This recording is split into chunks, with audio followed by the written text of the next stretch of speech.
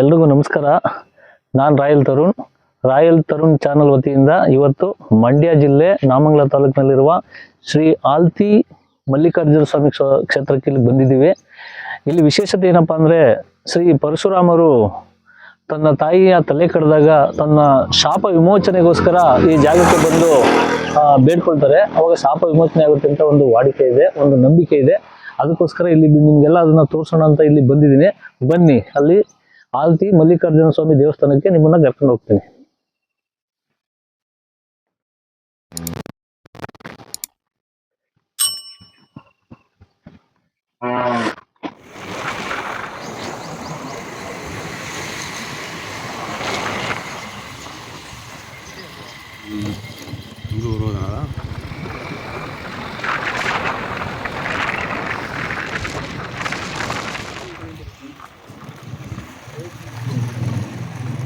ಅಲ್ಲೇ ಇರ್ಬೇಕು ಮುಂಚೆ ಬಂದಿದ್ದಾರೆ, ಲೇಟ್ ಮಾಡ್ಬಿಟ್ನಲ್ಲ.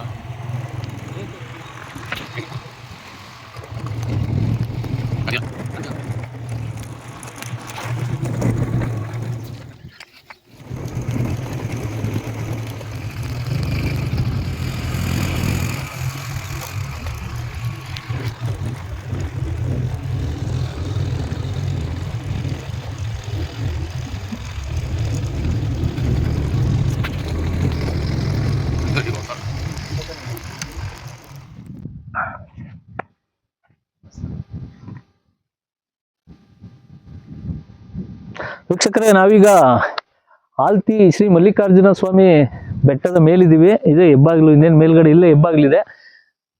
ಇಲ್ಲಿ ಪರಶುರಾಮರು ಬಂದು ತಪಸ್ಸು ಮಾಡಿದ ಒಂದು ಜಾಗ ಇದು. ಅಂದ್ರೆ ಶಾಪ ವಿಮೋಚನೆ ಮಾಡ್ಕೊಳಕ್ ಬಂದಂತ ಜಾಗ ಇದು. ಇಲ್ಲಿ ಮೇಲೆ ಹೋಗೋಣ ಬನ್ನಿ. ಇಲ್ಲಿ ತುಂಬಾ ಅದ್ಭುತವಾಗಿದೆ. ಏಕಶಿಲೆ ಬೆಟ್ಟ ಇದು. ಒಂದೇ ಬೆಟ್ಟದಲ್ಲಿ ಒಳಗಡೆ ಕೊಡ್ಲಿಯಲ್ಲೇ ಹಂಗೆ ಕತ್ತರಿಸ್ಕೊಂಡು ಇರ್ತಕ್ಕಂಥ ಒಂದೆಲ್ಲ ಅದ್ಭುತವಾದ ಒಂದು ಇದಿದೆ. ಪರಶುರಾಮರು ಶ್ರೀ ಮಲ್ಲಿಕಾರ್ಜುನ ಸ್ವಾಮಿಯ ಒಂದು ದರ್ಶನ ಮಾಡ್ಲಿಕ್ಕೋಸ್ಕರ ಬಂದಾಗ ಇಲ್ಲೆಲ್ಲ ಬೆಟ್ಟ ಗುಡ್ಡಗಳು ಬಂಡೆಗಳು ಎಲ್ಲ ಅಡ್ಡ ಇದ್ದಾಗ ಆ ಕೊಡ್ಲಿಯಿಂದ ಆ ಬಂಡೆನೆ ಕತ್ತರಿಸ್ಕೊಂಡು ಹೋಗಿರ್ತಕ್ಕಂಥ ಅದ್ಭುತವಾದ ಒಂದು ಜಾಗ ಒಳಗಡೆ ಒಂದು ಇದೆ. ಬನ್ನಿ, ಅಲ್ಲಿ ಕರ್ಕೊಂಡು ಹೋಗ್ತೀನಿ, ನೋಡೋಣ.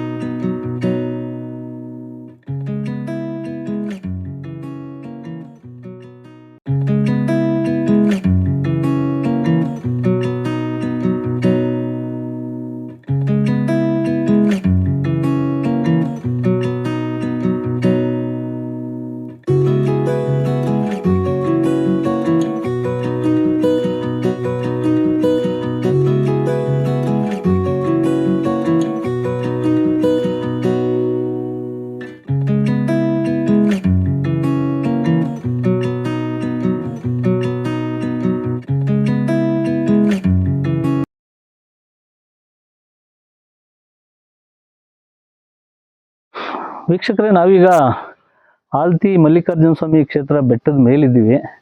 ಇಲ್ಲಿ ಎಂಥ ವಾತಾವರಣ ಅಂದರೆ ನೋಡಿ, ಎಂಥ ಅದ್ಭುತವಾದ ಬಂಡೆಗಳು, ಪ್ರಕೃತಿ, ಹಸಿರು ಸೌಂದರ್ಯ ಹಾಗೂ ಕೆರೆ, ಊರು ತುಂಬ ಸೊಗಸಾಗಿದೆ ನೋಡೋದಕ್ಕೆ.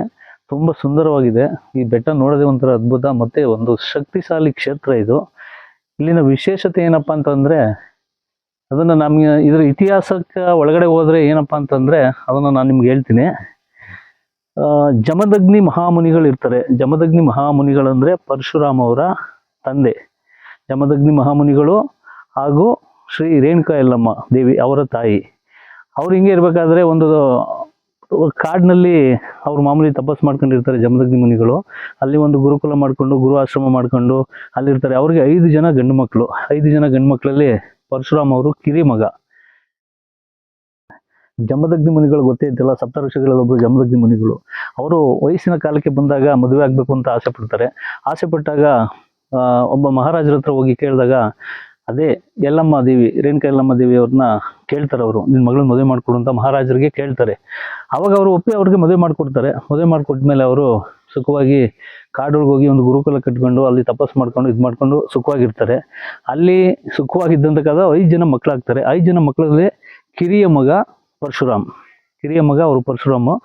ಅವರು ಏನಪ್ಪ ಇತಿಹಾಸ ಅಂತಂದರೆ, ಇವರು ರೇಣುಕಾ ಯಲ್ಲಮ್ಮ ದೇವಿಯವ್ರದ್ದು ಒಂದು ನೀರು ತರಬೇಕಾದ್ರೆ ಅವ್ರು ನೀರು ತರೋದು ಯಾವ ಥರ ಅಂತಂದರೆ, ಅಲ್ಲಿ ಹೋಗಿ ಮಡಕೆನ ಸೃಷ್ಟಿ ಮಾಡ್ಕೊಂಡು ದಿನ ನೀರು ತರ್ತಾ ಇರ್ತಾರೆ. ಜಮದಗ್ನಿ ಮುನಿಗಳಿಗೆ ಅಲ್ಲಿ ತಪಸ್ಸಲ್ಲಿ ಅಲ್ಲಿ ಕುಂತಿರ್ತಾರಲ್ಲ, ಅಲ್ಲಿ ಎಲ್ಲ ಕ್ಲೀನ್ ಮಾಡೋಕ್ಕಾಗಲಿ ಮನೆಗೆ ಉಪಯೋಗಿಸೋಕ್ಕಾಗಲಿ ಎಲ್ಲದಕ್ಕೂ ಅವರು ಹೋಗಿ ಅಲ್ಲಿ ಮಡಕೆನ ಸೃಷ್ಟಿ ಮಾಡ್ಕೊಂಡು, ಅಂದರೆ ಮಡಕೆನ ಅವಾಗ ಮಾಡ್ಕೊಂಡು ನೀರು ತೊಗೊಂಬರ್ತಾರೆ.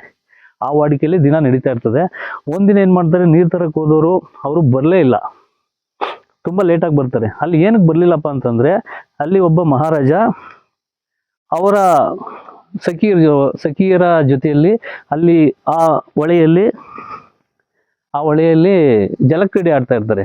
ಅದನ್ನ ನೋಡ್ತಾ ಯಲ್ಲಮ್ಮ ಅವರು ಮೈ ಮರೆತು ನಿಂತ್ಬಿಡ್ತಾರೆ. ರೇಣುಕಾ ಯಲ್ಲಮ್ಮ ದೇವಿಯವರು ಮೈ ಮರೆತು ಏನೋ ಒಂದು ಆಸೆಗೆ ಗುರಿ ಆಗ್ತಾರೆ. ಅವರು ಇವ್ರು ಈ ಥರ ಮಾಡ್ತಾ ಇದ್ದಾರಲ್ಲ, ಜಲಕ್ರೀಡೆ ಆಡ್ತಾ ಇದ್ದಾರಲ್ಲ, ಅದನ್ನು ನೋಡ್ಕೊಂಡು ಮೈ ಮರೆತು ಏನೋ ಒಂದು ಆಸೆಗೆ ಅವರು ಮನಸ್ಸಲ್ಲಿ ಒಂದು ಪ್ರೇರಣೆ ಮಾಡ್ಕೋತಾರೆ.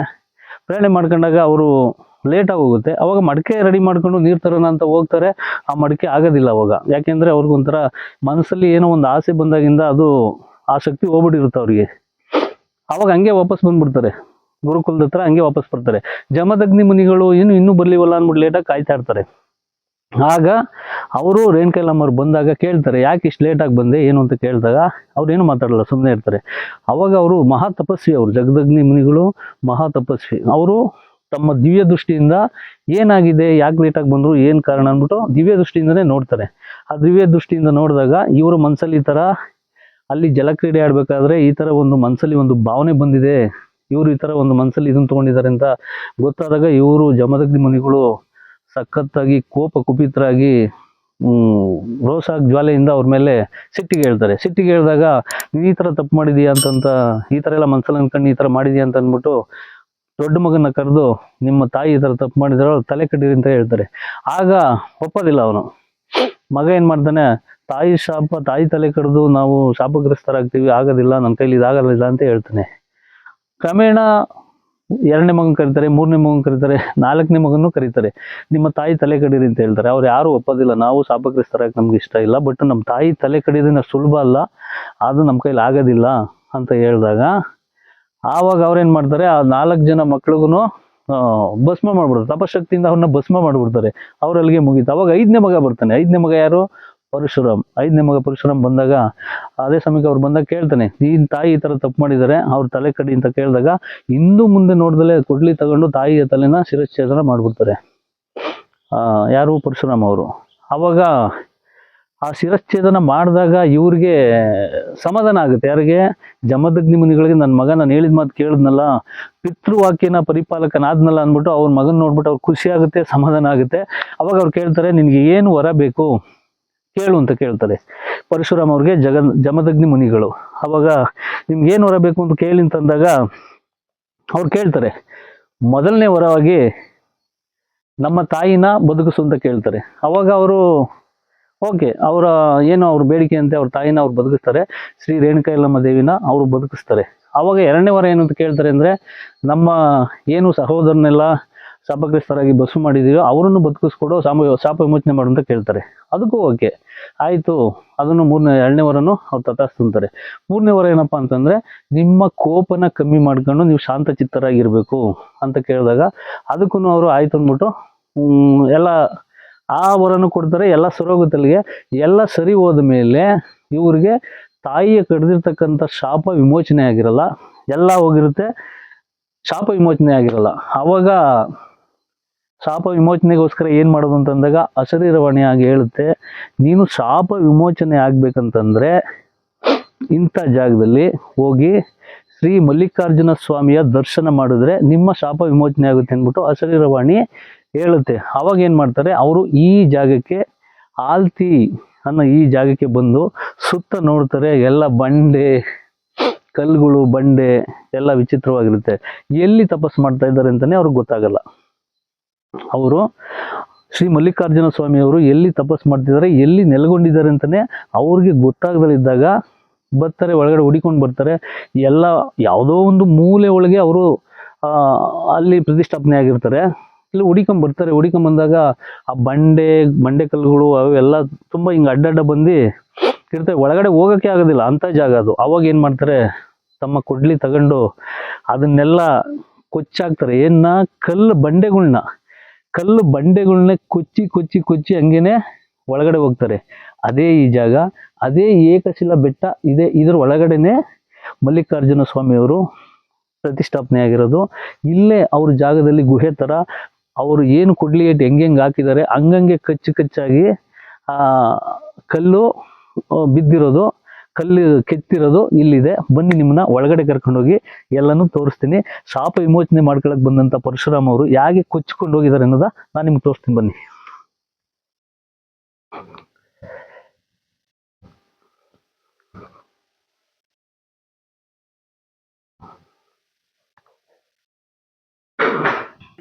ವೀಕ್ಷಕರೇ, ಈಗ ನಾವು ಮಲ್ಲಿಕಾರ್ಜುನ ಸ್ವಾಮಿಯ ದೇವಸ್ಥಾನದ ಹೆಬ್ಬಾಗಿಲಲ್ಲಿದ್ದೀವಿ. ಇನ್ನೇನು ಒಳಗಡೆ ಬರ್ತಾ ಇದ್ದೀವಿ. ಇವ್ರಿಗೆ ಹೆಂಗ್ ಗೊತ್ತಾಗ್ತಾ, ಸ್ಟಾರ್ಟಿಂಗ್ ಬಂದಾಗ ಪರಶುರಾಮ ಅವರು ಅವ್ರ ತಾಯಿಯ ಶಿರಚ್ಛೇದನ ಮಾಡಿರೋದ್ರಿಂದ ಶಾಪ ವಿಮೋಚನೆಗೋಸ್ಕರ ಬಂದಿರ್ತಾರೆ.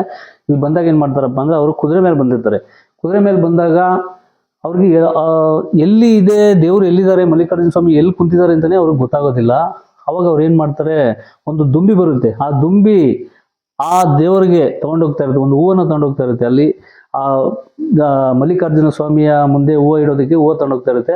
ಅದನ್ನ ಇವ್ರು ಫಾಲೋ ಮಾಡ್ಕೊಂಡು ಹೋಗ್ತಾರೆ. ಆ ದುಂಬಿನ ಫಾಲೋ ಮಾಡ್ಕೊಂಡು ಹೋದಾಗ ದೇವ್ರ ಹತ್ರ ಹೋಗ್ಬೋದು ಅಂದ್ಬಿಟ್ಟು ಅದನ್ನ ಫಾಲೋ ಮಾಡ್ಕೊಂಡು ಹೋದಾಗ ಕುದುರೆ ಮೇಲೆ ಬಂದಿರ್ತಾರೆ. ಅವಾಗ ಸ್ಟಾರ್ಟಿಂಗ್ ಏನ್ ಮಾಡ್ತಾರೆ, ಜಾಗ ಎಲ್ಲ ಬಂಡೆ ಇರೋದ್ರಿಂದ ಅದೇನು ಗೊತ್ತಾಗೋದಿಲ್ಲ, ಒಳಗಡೆ ಹೆಂಗ್ ಹೋಗ್ಬೇಕು ಅಂತಾನೆ ಗೊತ್ತಾಗಲ್ಲ. ಅವಾಗ ಏನ್ ಮಾಡ್ತಾರೆ, ಕೊಡ್ಲಿ ತಗೊಂಡು ಇದನ್ನೆಲ್ಲ ಕೊಡ್ಲಿಲೇ ಹೊಡೆದಿರ್ತಾರೆ. ಕೊಡ್ಲಿಲಿ ಹೊಡೆದಿರ್ತಕ್ಕಂಥ ಕಚ್ಚುಗಳು ನೋಡಿ ಹಾಗೆ ಇದೆ ಪರಶುರಾಮ ಅವರು ಕೊಡ್ಲಿ ಹೊಡೆದಿರ್ತಕ್ಕಂಥ ಇವು ಏಟುಗಳಿವು.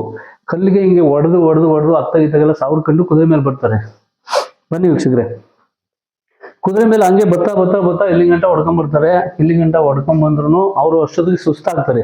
ಅವಾಗ ಏನ್ ಮಾಡ್ತಾರೆ, ಕುದುರೆಯಿಂದ ಎಳೆದು ನಿಂತ್ಕೊಂಡು ಇಲ್ಲೆಲ್ಲ ಹೊಡಿತಾರೆ.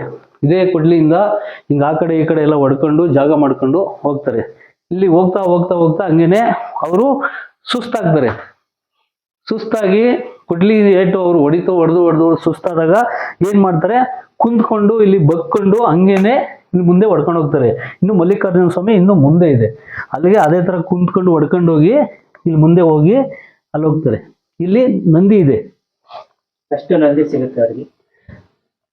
ಇಲ್ಲಿ ನಂದಿ ಫಸ್ಟ್ ನಂದಿ ಅವ್ರ ಕಣ್ ಕಾಣಿಸುತ್ತೆ, ನಂದಿ ಸಿಗುತ್ತೆ. ಇದನ್ನೆಲ್ಲ ನೋಡ್ತಾರೆ. ಇದನ್ನೆಲ್ಲ ಇದ್ ಮಾಡ್ಕೊಂಡು ಮಲ್ಲಿಕಾರ್ಜುನ ಸ್ವಾಮಿ ಒಳಗಡೆ ಇದ್ದಾರೆ. ಒಳಗಡೆನಾ? ಒಳಗಡೆ. ಒಳಗಡೆ ಇದೆ ಅಂದ್ಬಿಟ್ಟು ಅಲ್ಲಿ ಹೋಗ್ತಾರೆ. ಇವಾಗ ಕುಂತ್ಕೊಂಡು ಹೊಡ್ಕೊಂಡು ಹೋಗಿರೋದು. ಬನ್ನಿ ವೀಕ್ಷಕರೇ, ಇನ್ನು ನಿಮ್ಗೆ ಹೆಚ್ಚಿನ ಮಾಹಿತಿ ಬೇಕು ಅಂತಂದ್ರೆ ನಮ್ಮ ಅರ್ಚಕರಾದಂತ ಮಹೇಶ್ ಅವರು ಇದ್ದಾರೆ. ಅವ್ರನ್ನ ಇನ್ನು ಹೆಚ್ಚಿನ ಮಾಹಿತಿ ಇವ್ರ ಕಡೆಯಿಂದ ತಿಳ್ಕೊಳ್ಳೋಣ. ಬನ್ನಿ ವೀಕ್ಷಕರೇ. ಇದು ಆಲ್ತಿ ಮಲ್ಲಿಕಾರ್ಜುನ ಸ್ವಾಮಿ ಅಂತ. ಇದು ಆಲ್ತಿ ಮಲ್ಲೇಶ್ವರ ಸ್ವಾಮಿ ಬೆಟ್ಟ. ಇದು ಪರಶುರಾಮರು ಅವರ ತಾಯಿ ಶಾಪ ಇದಕ್ಕೆ ಪರಿಹಾರಕ್ಕೋಸ್ಕರ ಈ ದೇವಸ್ಥಾನನ ನಿರ್ಮಾಣ ಮಾಡಿ ಶಾಪ ವಿಮೋಚನೆಗೋಸ್ಕರ.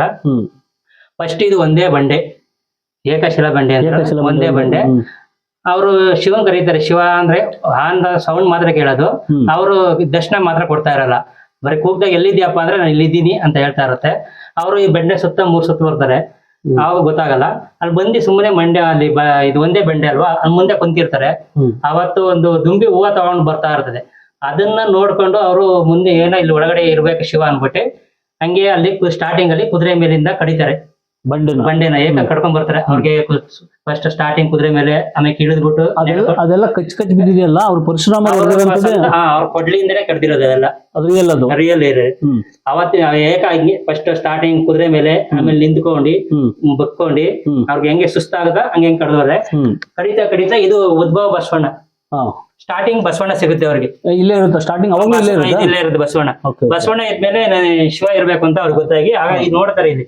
ಇಲ್ಲಿ ದುಂಬಿ ತಗೊಂಡೋಗಿರೋದು ಹಂಗೆ ಮಾರ್ಕ್ ಇರುತ್ತೆ, ಹಿಂಗೆ ಕೊರ್ದಿರಂಗೆ ಹೂವ ತಗೊಂಡೋಗಿರೋದು ಇದು ಹಿಂಗೆ ಕೊರ್ದಿರೋದು. ಆದ್ರೆ ಇಲ್ಲಿ ಬಸವಣ್ಣ ಇದ್ಮೇಲೆ ಶಿವ ಇರ್ತಾರೆ ಅಂತ ಮುಂದೆ ಹಂಗೆ ಕಡ್ಕೊಂಡ್ ಬರ್ತಾರೆ.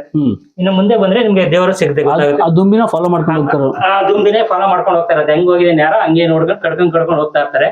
ಮುಂದೆ ಇನ್ನ ಫುಲ್ ಮುಂದೆ ಹೋಗ್ಬೇಕು ನಿಮ್ಗೆ. ಅವ್ರು ಇರೋದು ಅಲ್ಲಿ ಇನ್ನ ಶಿವ ಇರೋದು ಮುಂದೆ. ಅಲ್ಲೇನು ತಪಸ್ ಮಾಡ್ತಾ ಇರ್ತಾರ ಇಲ್ಲ ಶಿವ ತಪಾಸ್ ಮಾಡ್ತಾ ಇರ್ತಾರೆ. ಆದ್ರೆ ಇದ್ರ ರೂಪದಲ್ಲಿ ಮಾಮೂಲಿ ಲಿಂಗದ ರೂಪಲ್ಲೇ ತಪಾಸ್ ಮಾಡ್ತಾ ಇರ್ತಾರೆ. ಅವ್ರು ಇನ್ನ ಹೋಗ್ಬೇಕಾರೆ ಕಡ್ಕೊಂಡ್ ಹೋಗ್ಬೇಕಾರೆ ಗೊತ್ತಿಲ್ದೇನೆ ಸ್ವಾಮಿಗೆ ಟಚ್ ಮಾಡ್ಬಿಡ್ತಾರೆ. ಕೊಡ್ಲಿಲಿ ಟಚ್ ಮಾಡಿದ ತಕ್ಷಣ ಸ್ವಾಮಿಗೆ ಏಟ್ ಬೀಳುತ್ತೆ. ಅದು ಹಾಲಾಗ್ಬಿಡುತ್ತಂತೆ, ಫುಲ್ ಹಾಲು ರಕ್ತ ಬರೋ ಬದಲು ಹಾಲು ಬರುತ್ತೆ. ಫುಲ್ ಹಾಲು ತುಂಬ್ಕೊಂಡ್ಬಿಡುತ್ತಂತೆ. ಅವ್ರೆಷ್ಟು ಕೊಚ್ಕೊಂಡ್ ಬಂದಿದಾರೋ ಅಷ್ಟು ಹಾಲು ತುಂಬ್ಕೊಂಡ್ಬಿಡುತ್ತಂತೆ. ಅವಾಗ ದೇವ್ರು ಇಲ್ಲೇ ಇದ್ದೇನೆ ಅಂತ ಹೇಳಿ ಅವ್ರಿಗೆ ಹೇಳಿ ನಾನು ನಿನ್ಗೆ ಅಲ್ಲಿವರೆಗೂ ಅವ್ರಿಗೆ ಗೊತ್ತಾಗೋದಿಲ್ಲ ಅದು ಹಾಲು ಏನಕ್ ಬಂತು, ಬಿದ್ದಿದೆ, ಏನು ಗೊತ್ತಾಗಲ್ಲ ಅವ್ರಿಗೆ. ಏನೋ ಸುಮ್ಮನೆ ಏನೋ ಟಚ್ ಮಾಡ್ಬಿಟ್ಟಿದೀನಿ ಏನ್ ಅನ್ಕೊಂಡಿರ್ತಾರೆ. ಅವಾಗ ದೇವರ ಪ್ರತ್ಯಕ್ಷ ಆಗಿ ಇವತ್ತಿಗೆ ನಿನ್ನ ಪಾಪ ಪರಿಹಾರ ಆಯ್ತು, ನೀನು ಇಲ್ಲೇ ಇವತ್ತು ಅಲ್ಲಿ ಕೆಳಗಡೆ ಒಂದು ಕೊಳ ಬರುತ್ತೆ, ಅಲ್ಲೇ ಅವರೇ ಕೊಳ ಕಚ್ಚಿ ಕತ್ತರಿಸಿ ಕೊಡ್ಲಿದೆ ಇವತ್ತು ಬಂದು ನೀನ್ ತೋರಿಸ್ತೀನಿ, ಅಲ್ಲಿ ಅದು ಹಾಲಾಗಿ ಉರಿತದೆ, ಅಲ್ಲೇ ಊಟ ಮಾಡಿ ಅವತ್ತಿಗೆ ಇಲ್ಲಿ ಪಾಪ ಪರಿಹಾರ ಆಗುತ್ತೆ ಪರಶುರಾಮರಿಗೆ ಇಲ್ಲಿ ಬಂದ್ಮೇಲೆ ಪಾಪ ವಿಮೋಚನೆ ಆಗುತ್ತೆ. ಇದು 101 ದೇವಸ್ಥಾನ, ನಮ್ದು 101ನೇ ದೇವಸ್ಥಾನ. ಅವರು ಟೋಟಲ್ 101 ದೇವಸ್ಥಾನ ಓಪನ್ ಮಾಡಿದ್ದಾರೆ. ಯಾರು? ಪರಶುರಾಮರು. 21 ಸತಿ ಇದ್ ಮಾಡ್ತಾರಲ್ಲ, ಭೂಲೋಕ ಸುತ್ತು ಪ್ರದಕ್ಷಿಣೆ ಮಾಡ್ತಾರೆ. ಅವಾಗ ಮಾಡಿದಾಗ ನಮ್ದು 101ನೇದು ದೇವಸ್ಥಾನ, ನಮ್ದೇ ಲಾಸ್ಟ್. ಇದು 101ನೇ ದೇವಸ್ಥಾನ ಮಾಡಿ ಶಾಪ ವಿಮೋಚನೆ ಆಗಿರೋದು, ಅವ್ರಿಗೆ ಒಂದು ಮುಕ್ತಿ ಸಿಕ್ಕಿರೋದು ಜಾಗ ಇದು. ಇದು ನಾವು 5ನೇ ತಲೆ ನಾವು ಮಾಡ್ತಾ ಇರೋದು. ಈ ಜಾಗದ ಏನು ಹೆಸರು ಸ್ವಾಮಿ? ಇಲ್ಲಿ ಆಲ್ತಿ ಅಂತ ಅದೇ ಹಾಲಾಗ್ ಅರ್ದಿರೋದ್ರಿಂದ ಆಲ್ತಿ ಮಲ್ಲೇಶ್ವರ ಸ್ವಾಮಿ ಅಂತ. ಆಲ್ತಿ ಅಂತ ಹೆಸರು ಬಂದಿರೋದು ಹಾಲಾಗ್ ಅರ್ದಿರಿ ನಿಂತ್ಕೊಂಡಿತ್ತಂತಲ್ಲ ಹೋಗಿ, ಅವ್ರಿಗೆ ಏಟ್ ಬಿದ್ದಾಗ ಅದು ಹಾಲಾಗ್ ಹರ್ಕೊಂಡು ಹೊಂಟೋಗ್ಬಿಡ್ತಂತೆ. ಅಲ್ಲಿ ಹೋಗಿ ನಿಂತು ಕಟ್ಟೆ ತರ ನಿಂತ್ಕೊಂಡಿದ್ದಕ್ಕೆ ಅವತ್ತಿಂದ ಆಲ್ತಿ ಮಲ್ಲೇಶ್ವರ ಸ್ವಾಮಿ, ಆಲ್ತಿ ಮಲ್ಲಪ್ಪ ಅಂತಾರೆ, ಆಲ್ತಿ ಮಲ್ಲೇಶ್ವರ, ಶ್ರೀ ಮಲ್ಲಿಕಾರ್ಜುನ ಸ್ವಾಮಿ ಅಂತ ಎಲ್ಲಾರು ಎಲ್ಲಾ ದೇವರ ಹೆಸರುತ್ತಾನೆ. ಆಕ್ಚುಲಿ ಬಂದಿದ್ದು ಆಲ್ತಿ ಮಲ್ಲೇಶ್ವರ. ಈಗ ಅವ್ರಿಗೆ ಏಟ್ ಬೀಳ್ತಲ್ವಾ, ಏನು ಶಿವನಿಗೆ ಏಟ್ ಬೀಳ್ತಲ್ವಾ, ಅವಾಗ ಅವ್ರ ಕೋಪದಲ್ಲಿ ಅವ್ರು ಏನೋ ಅವ್ರಿಗೇನು ಶಾಪ ಏನೋ ಆತರ ಏನ್ ಮಾಡಿಲ್ಲ, ಹುಡಿಕೊಂಡೆ ಬಂದಿರೋದಲ್ವ, ಅವ್ರನ್ನೇ ನೋಡಕ್ ಬಂದಿರೋದ್ರಿಂದ ಅವ್ರಿಗೆ ಗೊತ್ತಾಗದ್ರೆ ಟಚ್ ಮಾಡಿದಾರೆ ಅಂತ ಅದೇನು ಇದು ಮಾಡಿಲ್ಲ. ಅವತ್ತೇ ನಿನ್ಗೆ ಪಾಪ ಪರಿಹಾರ ಆಯ್ತು ಇವತ್ತಿಗೆ ಅಂತ ಹೇಳಿ ಕಳ್ಸಿದ್ದಾರೆ. ಇಲ್ಲಿ ಬಂದವ್ರದಿಗೂ ಸಹ ಇಲ್ಲಿ ಒಂದು ಪಾಪ ಪರಿಹಾರ ಆಗುತ್ತೆ ಅನ್ನೋ ಒಂದು ವಾಡಿಕೆ ಇದೆ. ಅವ್ರದ್ದು ಏನೇ ಕಷ್ಟ ಏನಿದ್ರು ಬಂದು ದೇವ್ರ ಹತ್ರ ಹೇಳ್ಕೊಂಡ್ರೆ ಅವ್ರಿಗೆಲ್ಲ ಅವ್ರ ಪರಿಹಾರ ಸಿಕ್ಕಿದೆ, ಬೇಜಾನ್ ಜನ ಸಿಕ್ಕಿದೆ.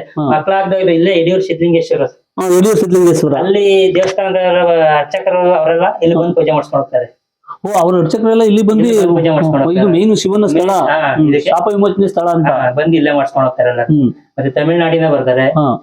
ಆಮೇಲೆ ಇದು ಜಾಸ್ತಿ ಇದಕ್ಕೆ ಮನೆ ದೇವರು ಅಂತ ಈ ಮುನಿಯೂರು, ಬೆಳ್ಳೆಕಟ್ಟೆ, ಈ ತುರುವೇಕೆರೆ ಸೈಡ್ ಈ ಕಡೆ ಜಾಸ್ತಿ ಇದು ಮನೆ ದೇವರು ಅವ್ರಿಗೆಲ್ಲ ಅವರೆಲ್ಲ ಶಿವರಾತ್ರಿ ಬಂದು ಪೂಜೆ ಮಾಡಿಸ್ಕೊಂಡು ಇಲ್ಲೇ ಮುಡಿಗೆಲ್ಲ ಕೊಡ್ತಿ ಮಕ್ಕಳ ನಾಮಕರಣ ಏನಾದ್ರೆ ಬಂದು ಇಲ್ಲೇ ಮಾಡ್ಕೊಂಡು ಹೋಗ್ತಾರೆ ಅವರು. ಇದನ್ನ ಅವರು ತುಂಬಾ ನಂಬಿದ್ದಾರೆ, ಮನೆ ದೇವರೇ ಅದು, ಮನೆ ದೇವರೇ ಅಂತ ನಂಬಿರೋದು.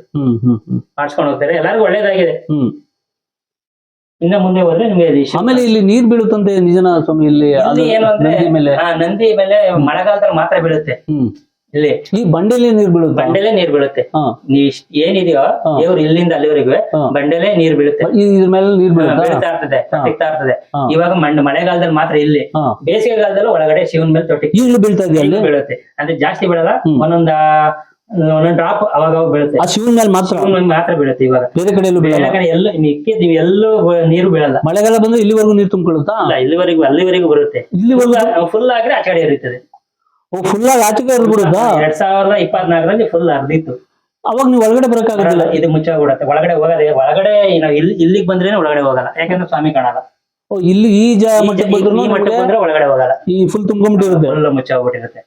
ನಿಮ್ಗೆ ವಿಡಿಯೋ ತೋರಿಸಿದ್ನಲ್ಲ ಅವತ್ತು ನೋಡಿದ್ರಲ್ಲ ಹಾ. ಇದು ಈ ನೀರು ಎಲ್ಲಿಂದ ಬರುತ್ತೆ ಸ್ವಾಮಿ ಅದು? ಸ್ವಾಮಿ ಮೇಲೆ ಬರೋದು, ಇನ್ನೆಲ್ಲೂ ಬರಲ್ಲ. ಹಾ. ಅಲ್ಲ ಇದು ಫುಲ್ ಏಕಶಿಲೆ ಬಂಡೆ ಇದು. ಹಾ, ಬಂಡೆ ಒಳಗೆ ಎಲ್ಲೂ ನೀರ್ ನಿಂತ್ಕೊಳ್ಳಲ್ಲ. ಹಾ. ಬಂಡೆ ತ್ಯಾವ ಆಗಿದ್ರೆ ಈಗ ತ್ಯಾವ ಆಗದ್ರು ಅದು ಬಿಸಿಲಲ್ವಾ, ಒಂದೊಂದ್ ತೊಟ್ಟು ಅನುಗ್ತಾ ಈ ಇದೆ. ಬೇಸಿಗೆಲ್ಲೂ ಬೇಸಿಗೆಲ್ಲೂ ಅನುಗ್ತದೆ. ಮಳೆಗಾಲದಾದ್ರೆ ಬಸವಣ್ಣ ಮೇಲೆಲ್ಲ ನಡೀತಾ ಇರ್ತದೆ, ಇಲ್ಲೆಲ್ಲ ಹನಿ ಹನಿ ಹನಿ ಬೀಳ್ತಾನೆ ಇರುತ್ತೆ. ಹಾ. ಎಲ್ಲೂ ಅಲ್ಲ, ಮಿಕ್ಕಿದ ಕಡೆ ಎಲ್ಲೂ ಬರಲ್ಲ ನಿಮ್ಗೆ. ಹಾ, ಹಾ. ದೇವ್ರ ಎಲ್ಲಿದೆ ಅಲ್ಲೇ ಮಾತ್ರ. ಮತ್ತೆ ಇಲ್ಲಿ ಬರ್ತಕ್ಕಂತ ನೀರು ತುಂಬಾ ಪವಿತ್ರವಾದ ನೀರು ಅದು. ಮತ್ತೆ ಎಲ್ಲದಕ್ಕೂ ಮನೆಗ್ ತಗೊಂಡೋಗಿ ಹಾಕಿದ್ರೆ ಅದು ಒಂಥರ ಫ್ರೆಶ್ ಆಗುತ್ತೆ, ಒಂಥರ ಏನೋ ಬ್ಯಾಡ್ ಎನರ್ಜಿ ಎಲ್ಲ ಹೋಗುತ್ತೆ ಅಂತ. ಈ ಹೊಸ ಮನೆ ಕಟ್ಟೋರು ಮನೆಗ್ ತಗೊಂಡೋಗ್ತಾರೆ, ಬೋರ್ ಕೊರ್ಸೋರು ತಗೊಂಡೋಗ್ತಾರೆ. ಅವ್ರು ತಗೊಂಡೋಗಿ ಅಲ್ಲಿ ನೀರ್ ಚೆಲ್ಲಿ ನೀರ ಮನೆಗೆ ತೀರ್ಥತರ ಇಲ್ಲಿ ಬಂದವರು ತಲೆ ಮೇಲೆ ಹಾಕೊಂಡು ಒಂಥರ ಶಾಪ ವಿಮೋಚನೆ ಆಗುತ್ತೆ ಅಂತ ಒಂದು. ಇಲ್ಲಿ ಸ್ನಾನ, ಇಲ್ಲಿ ನೀರ್ ಹಾಕ್ಸ್ಕೊತಾರೆ.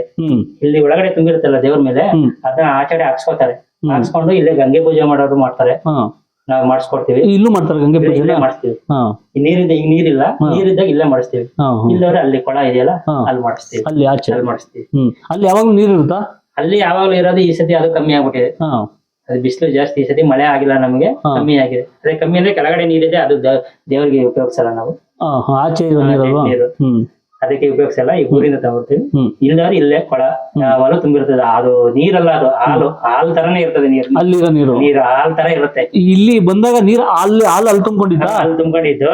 ಅದು ಇವತ್ತು ನೀವು ಬೆಳಿಗ್ಗೆ ಮಳೆಗಾಲದಲ್ಲಿ ಬಂದ್ ನೋಡಿ, ಹಾಲ್ ತರ ಇರುತ್ತೆ ನೀರು. ನೀರ್ ತರ ಕಾಣದೇ ಇಲ್ಲ, ಅದು ಹಾಲ್ ತರ ಇರುತ್ತೆ. ಹಾಲ್ ತರ ಇರ್ತದೆ. ಅದಕ್ಕೆ ಈ ಊರಿಗೆ ಅದೇ ಒಂದ್ ಹೆಸರು, ಆಲ್ತಿ ಮಲ್ಲಿಕಾರ್ಜುನ ಸ್ವಾಮಿ.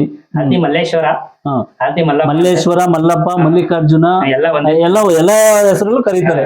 ಅದು ಜಾಸ್ತಿ ಆಲ್ತಿ ಮಲ್ಲೇಶ್ವರ ಅಂತಾನೆ, ಮಲ್ಲೇಶ್ವರ ಅಂತ ಕರೀತಾರೆ. ಮಲ್ಲಪ್ಪ ಅಂತಾನೆ ಕರೀತಾರೆ. ಇನ್ನು ಮುಂದೆ ಬಂದ್ರೆ ನಿಮಗೆ ತೋರಿಸ್ತೀನಿ ದೇವ್ರದೆಲ್ಲ. ನಡ್ರಿ ಸ್ವಾಮಿ ಹೋಗೋಣ ಮುಂದೆ. ನಾನು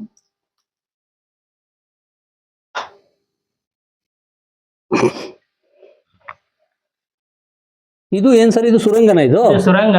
ಇದು ಮೇಲ್ಕೋಟೆ ಮತ್ತೆ ನಂಜನಗೂಡಿಗೆ ಹೋಗುತ್ತೆ. ಇದು ಒಳಗಡೆ ಎಷ್ಟು ದೂರ ಹೋಗುತ್ತೆ ಇದು? ಇನ್ನು ನೀವು ಅಲ್ಲಿವರೆಗೆ ಹೋಗ್ಬೋದಾ? ಎಷ್ಟು ದೂರ ಹೋಗ್ಬೋದು. ಮುಂದಕ್ಕೆ ಗಾಳಿ ಆಡಲ್ಲ. ಎರಡು ಡಿವೈಡ್ ಆಗುತ್ತೆ, ಎರಡು ಜಾಗ ಡಿವೈಡ್ ಆಗುತ್ತೆ. ಒಂದ್ ಮೇಲ್ಕೋಟೆಗೆ ಒಂದು ಹೋಗುತ್ತೆ, ನಂಜನಗೂಡಿಗೆ ಒಂದು ಹೋಗುತ್ತೆ. ಈ ಜಾಗ, ಈ ಸುರಂಗ ಇಲ್ಲಿಂದ ಅಲ್ಲಿ ಹೋಗುತ್ತಾ? ಹೋಗುತ್ತೆ. ಅವಾಗ ಹೋಗ್ತಾ ಇದ್ರು ಅಂತ ಹೇಳ್ತಾರೆ.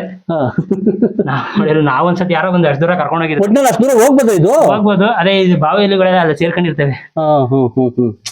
ಇಲ್ಲೊಂದು ಸುರಂಗ ಇದೆ. ಸುರಂಗ ಇದೆ, ಎರಡಿದೆ. ಇಲ್ಲಿ ಒಂದ್ ಕಾಣಿಸುತ್ತೆ, ನಿಮ್ ಮುಂದೆ ಹೋದ್ರೆ ಎರಡಿದೆ.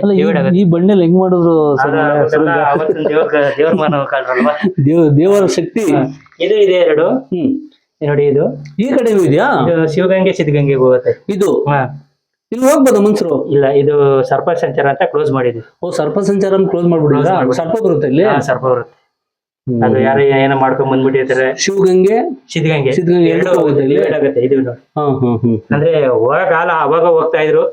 ಇವ್ ನೀವು ಇದ್ರೊಳಗೆ ಹೋದ್ರೆ ಶಿವಗಂಗೆಗೆ ಹೋದ್ರೆ ಅಲ್ಲಿ ಬೆಂಗಳೂರು ಶಿವಗಂಗೆ ಒಂದು ಸುರಂಗ ಇದೆ ಆಧಾರ.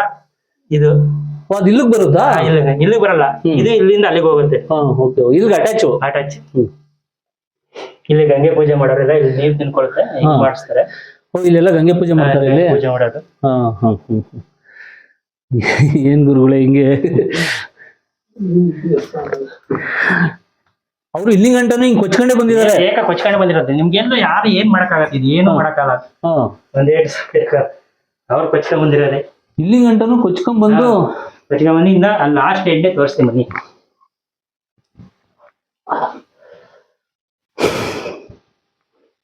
ಫಸ್ಟ್ ಎಲ್ಲ ಲೈಟ್ ಇರ್ಲಿಲ್ಲ, ಈಗ ಲೈಟ್ ಹಾಕ್ಸಿರೋದು. ಫಸ್ಟ್ ಎಲ್ಲ ಇದು ನೀರು ಸ್ವಾಮಿ.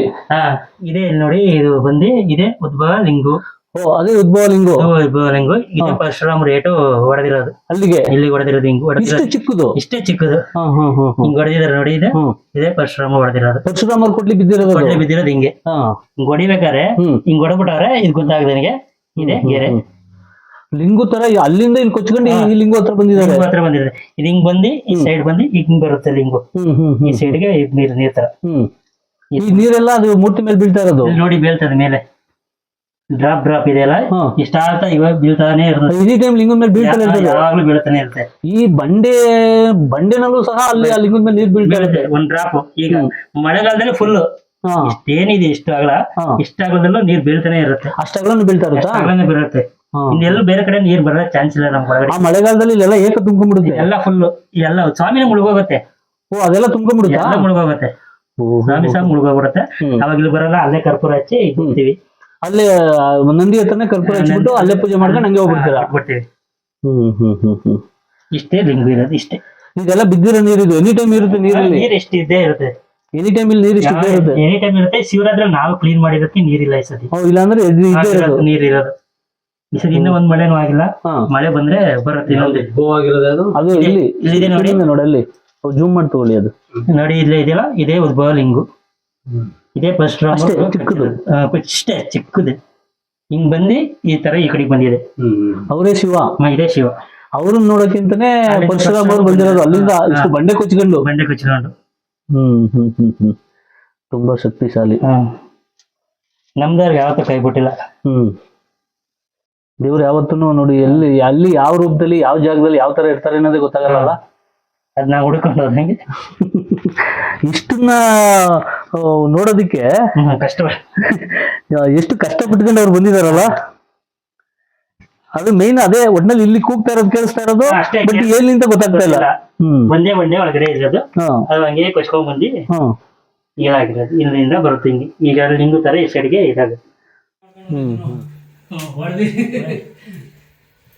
ನಿಂತ್ಕೊಳ್ಳೋ ಜಾಗ ಮಾಡ್ಕೊಂಡವ್ರು ಅಷ್ಟೇ. ಇಲ್ಲಿ ಸುರಂಗ ಯಾರು ಮಾಡಿದ್ರು ಸ್ವಾಮಿ? ಅವನೇ ಮಾಡಿರೋದು. ಯಾರು? ಪರಶುರಾಮ್ರ? ಆ ಕಾಲದಲ್ಲೇ ಆಗಿರೋದು ಇದುವೆ. ಅವ್ರು ಏನ್ ಹೇಳಿದ್ರು ಅಂದ್ರೆ ಫಸ್ಟ್ ಈ ಕಡೆ ಹೊಟ್ಟೋಗ್ಬಿಟ್ರು ಅಂತ ಗೊತ್ತಿಲ್ದೇನೆ ಹೊಡ್ಕೊಂಡು ಸಿಗ್ಲಿಲ್ಲ, ಅಲ್ಲೇನೋ ಸಿಕ್ಕಿದ್ದೀನಿ, ಈ ಕಡೆ ಹೊಡ್ಕೊಂಡೋಗಾರ ಇದು ಸಿಕ್ಕಿಲ್ಲ, ಆಮೇಲೆ ಸ್ಟ್ರೈಟ್ ಹೋಗಿರೋದು ಅಂತ ಹೇಳೋದು. ಆಮೇಲೆ ಅದನ್ನ ಹಂಗೆ ಸುರಂಗ ಮಾಡೋರು.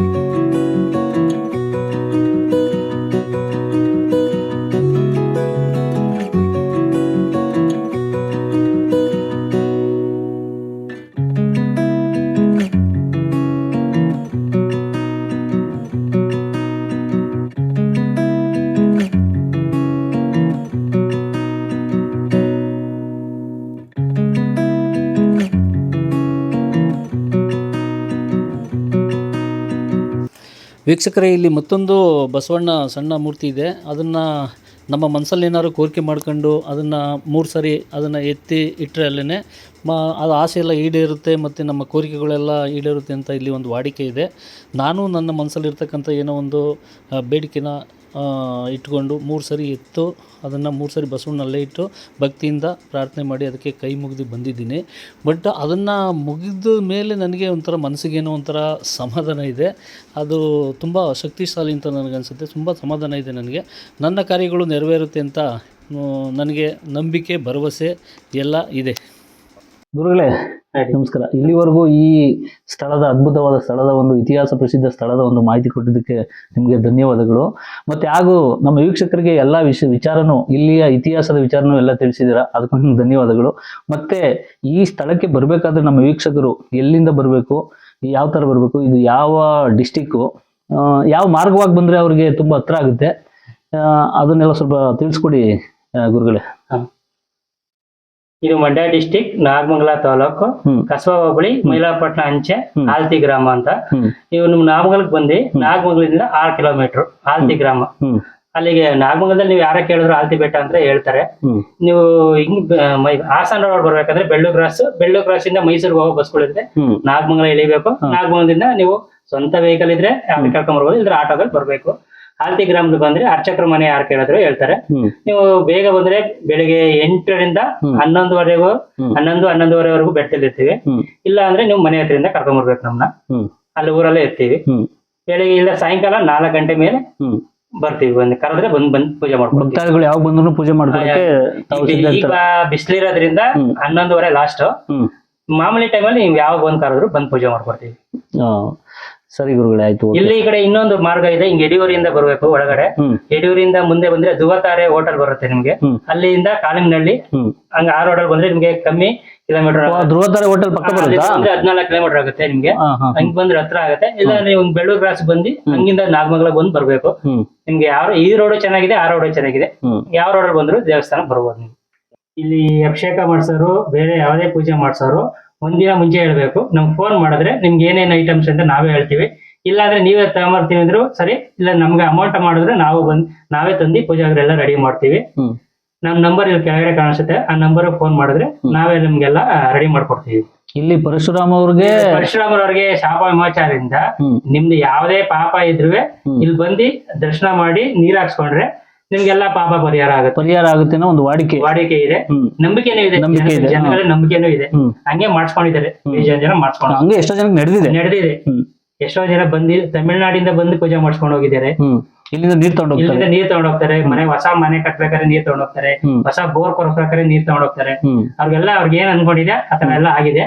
ಅವರೆಲ್ಲ ಆದ್ಮೇಲೆ ಬಂದು ಪೂಜೆ ಮಾಡ್ಕೊಂಡು ಹೋಗಿದ್ದಾರೆ. ವೀಕ್ಷಕರೇ, ನೋಡಿದ್ರಲ್ಲ, ಇದು ಆಲ್ತಿ ಶ್ರೀ ಮಲ್ಲಿಕಾರ್ಜುನ ಸ್ವಾಮಿಯ ಕ್ಷೇತ್ರ. ಇಲ್ಲಿ ಪರಶುರಾಮರು ಬಂದು ತಮ್ಮ ಶಾಪ ವಿಮೋಚನೆ ಮಾಡ್ಕೊಂಡಂತ ಸ್ಥಳ. ಇಲ್ಲಿ ಎಲ್ಲ ಇದುವರೆಗೂ ಹೇಳಿದಿವಿ. ಇಲ್ಲಿ ನಂದಿ ಮತ್ತೆ ಮಲ್ಲಿಕಾರ್ಜುನ ಸ್ವಾಮಿ ಅಲ್ಲಿದ್ದಾರೆ. ಪರಶುರಾಮರು ಬಂದು ಶಾಪ ವಿಮೋಚನೆ ಮಾಡ್ಕೊಂಡು ಹೋಗಿ ಆಲ್ತಿ ಅಂತ ಹೆಸರು ಏನಕ್ಕೆ ಬಂತು ಅಂತನೂ ನಿಮ್ಗೆ ಹೇಳಿದ್ದಾರೆ.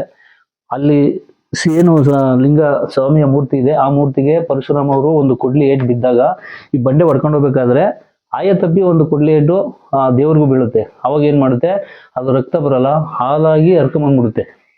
ಹಾಲಾಗಿ ಹರ್ಕೊಂಬಂದು ಫುಲ್ ಕೆಳಗಡೆವರೆಗೂ ನಿಂತ್ಕೊಂಡ್ಬಿಡುತ್ತೆ ಹಾಲು. ಅದರ ಪ್ರಯುಕ್ತ ಇಲ್ಲಿ ಆಲ್ತಿ ಅಂತಕ್ಕಂಥ ಒಂದು ಹೆಸರಾಯ್ತು. ಇಲ್ಲಿ ಈ ಊರಿನ ಹೆಸರೇ ಆಲ್ತಿ ಅಂತ ಹೇಳ್ತಾರೆ. ಅದಕ್ಕೆ ಈಗ ಆಲ್ತಿ ಮಲ್ಲಿಕಾರ್ಜುನ ಸ್ವಾಮಿ ಕ್ಷೇತ್ರ ಸನ್ನಿಧಿ ಅಂತ ಹೇಳ್ತಾರೆ. ನೋಡಿದ್ರಲ್ಲ ವೀಕ್ಷಕರೇ, ಇಲ್ಲಿ ಬಂದು ಹೋದವರು, ಇಲ್ಲಿ ಅರ್ಕೆ ಮಾಡ್ಕೊಂಡು ಹೋದಂಥವ್ರು ಅವರ ಆಸೆಗಳನ್ನೆಲ್ಲ ಈಡೇರಿಸ್ಕೊಂಡು ಬಂದು ಇಲ್ಲೆಲ್ಲ ಅರ್ಕೆ ತೀರಿಸ್ತಾರೆ.